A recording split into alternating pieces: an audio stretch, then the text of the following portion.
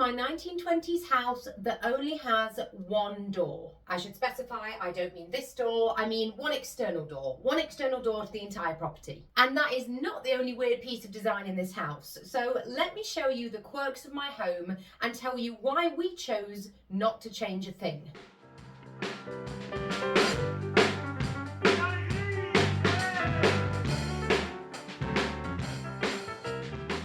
Okay, weird design choice number one. So this is my sweet little kitchen, but as I said before, this house only has one external door, and if we turn around, you can see it there, and that is my front door. There is no other way to enter or exit the property except that door right there. So because she is the only door to the entire house, I really want to zhuzh her up. So this December, I've got some really big plans to make her overall aesthetic a lot more vintage. Now, she is UPVC, which isn't my favourite style of front door, but it's amazing how you can kind of DIY your front door to give them a totally different energy as you enter your home. So hopefully she is going to be my festive project. I'm thinking like a deep green with gold accents and just replacing a few things. And my mum has also recently found the most adorable door knocker on eBay, and we did win it in a bid. And also getting some like faux stained glass for these two panels here and also on the top. I think that will just add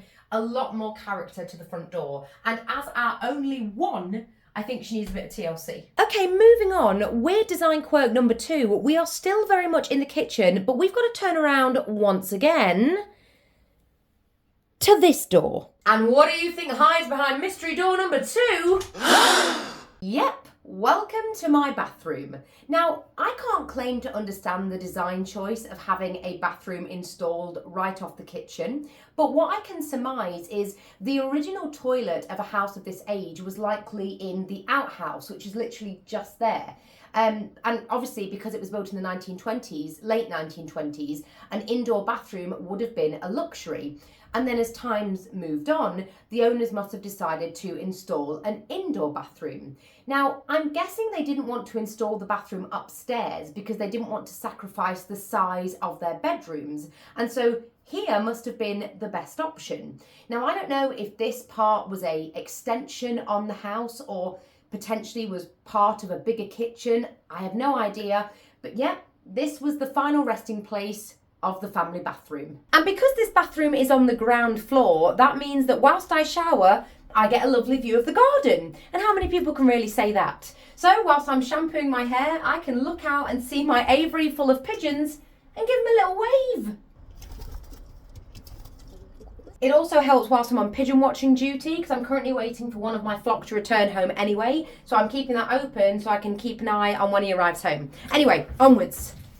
Ooh. Yes, we are still in the kitchen. And one of the things that we love about this quirky little house is that the kitchen really is the heart of the home. Because if you've noticed, everywhere you need to get to in this house, you have to go through the kitchen. If you want to enter or exit the property, if you want to go to the bathroom, if you want to go to the living room, which is just around the corner there, if you want to get into the pantry that is just there, and if you want to go upstairs. I'm not going to lie, these stairs that go round a corner leading up to the two top bedrooms are a particular favourite of mine because as you can see, we've used them as a beautiful gallery. As you can see there with lots of vintage paintings and the lovely original stained glass of this house at the top over the original sash window. And we've also used a traditional stair runner on them. But yeah, I really, really like our stairs. But if we go upstairs, there's more surprises that await you. Because although I've introduced you to the family bathroom, that's not actually the only toilet in the house. Allow me to show you. So this toilet was here when we moved in, and it's a very strange design choice, obviously installed much later. I envision that this used to just be a cupboard or just another part of the bedroom. And I'm guessing this was installed because as the old owner got older, it might have been a bit of a struggle for them to get up and down the stairs every time they wanted to go to the toilet. So I'm guessing this was put in for ease of access. And we didn't get rid of it, even though if we did, this bedroom would be a lot bigger. We didn't really have the budget to do that much of a structural change. And so instead, we kind of embraced it. The only weird thing about it is there's no sink in here. So you have to like use hand sanitizer and or go downstairs and use one of the sinks there to wash your hands. So we're thinking of installing a very small sink just here. But yeah, we just decided to embrace this as a kind of quirky addition, and we also added a sliding door. Now, as you can see, it is see-through, but with this being, I guess, an ensuite, I don't know if you can even see what I'm doing there, an ensuite, kind of.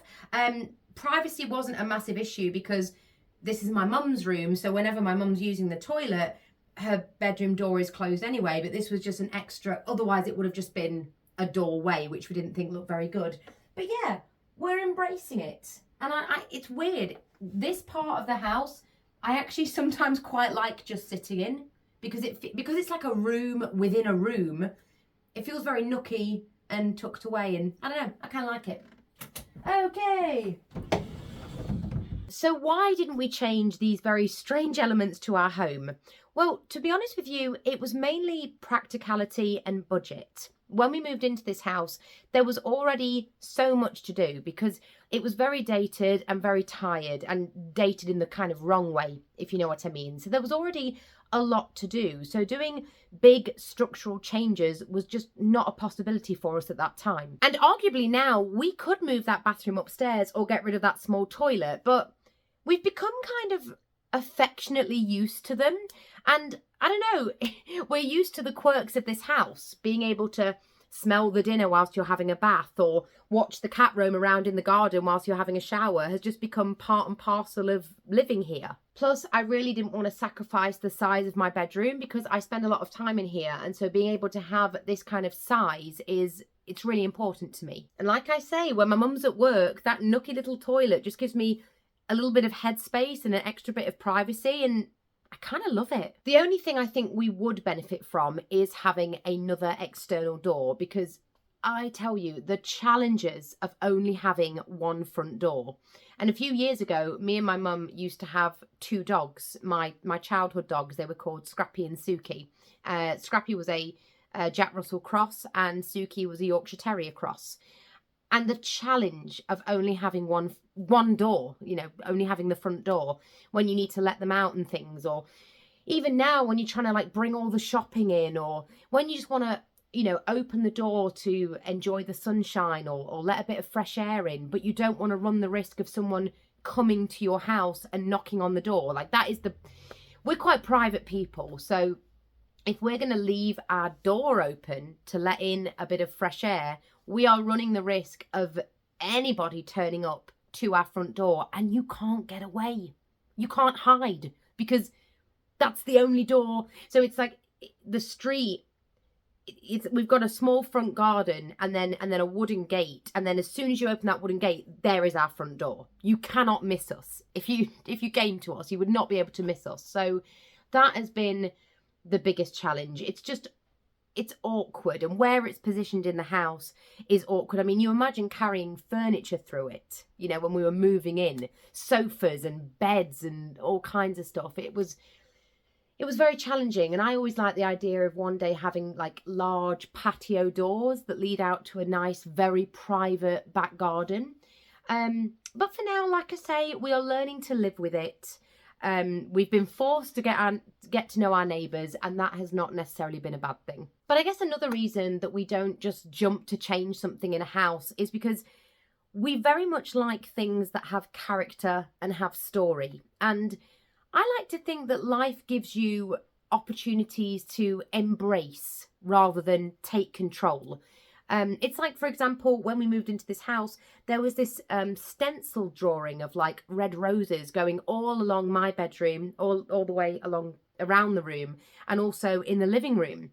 Just this beautiful stencil. And when we tore up the laminate flooring and found it, we absolutely fell in love, and we didn't know where it had come from or who did it or why they did it or how old it was, but we adored it, and so we kept it. And then I did a video on the deeds to my house, and I ended up talking about one of the owners of the house who had it just before he sold it to Rosa. And it was this guy called Mark Freeston, who lived here seemingly alone for about 8 or 9 years. And I just made this video about reading through the original deeds and kind of imagining what past owners might have been like and how they spent their day, because I find that stuff really, really interesting. I like things to have a history because it kind of feels like the object themselves has a personality, in my opinion. And it was the same with our brick fireplace. You know, a lot of people might have walked into this house and seen certain things in it and thought, you know what, I'm going to rip that out immediately. And who knows, maybe they would have painted the entire house a millennial grey. But we found those elements charming. And, you know, we enhanced our brick fireplace by adding a log burner. And now it is literally one of the most beautiful parts of our home, I think. Anyway, a couple of days ago, when one of my pigeons was missing, the same one who is taking his time to fly back now, I'm not worried now because he's just learning. He's in the homing process. He'll get there.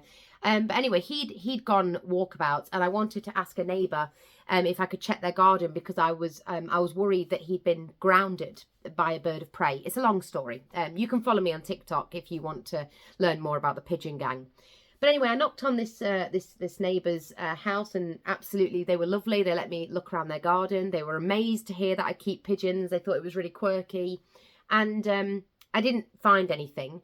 And like I say, the pigeon was fine anyway. But he said to me, he said, oh, you know, where do you live? And I told him the house number. And then he said to me, oh my gosh, I used to live there. And I was flabbergasted. And I was like, did you? And then I figured who he must be. And I said, is your name Mark Freestone? And he was like, yes, how did you know? And then I explained about the original deeds, and it was like, it was absolutely incredible, and what a weird twist of fate. And he said to me, he was like, oh, I've not been in that house in years. I remember my dad built the brick fireplace. Like, he had the bricks fired and they were really good quality, and he built it literally brick by brick. And me and my mum were saying to him, we were like, oh, that's still there. And he was like, no, there's no way. There's no way that fireplace will still be there, not after all these years. And we were like, yeah, it is, I promise you. And then he said, can I come and have a look round? And we were like, oh my gosh, of course, come on. So he came round, and as soon as he entered the living room, he just sobbed. There were just real, genuine tears, because his dad had built that fireplace, and it was one of the last things he had built when he was in his 60s, just before he passed away from cancer. So it was a really emotional thing to see Mark place his hand on that brick, which was one of the last things his father touched. I mean, come on! Why would anybody want to go into a house and just tear away and rip out all of that history, all of that human emotion, all of that love? It baffles me. And then he noticed that we'd kept the stencil on the floor. And lo and behold, it was him that drew that stencil. I was so emotional. I genuinely couldn't believe it. I'd finally found the person who had done the stencil drawings around this room and downstairs that I've loved literally since the day I moved in. And a few days later, he bought us flowers and he signed the card to the retro girls, and now we're probably going to be good friends. So yeah, there'll be houses with very weird design elements that probably don't suit you. And of course, everybody has the right to put their own stamp on their home, like we did with this house, which is now, I guess, a vintage paradise. But I just think there's something really special about embracing a journey rather than just kind of wanting to seize control and make everything a blank canvas, because you literally never know what kind of stories a house has to tell.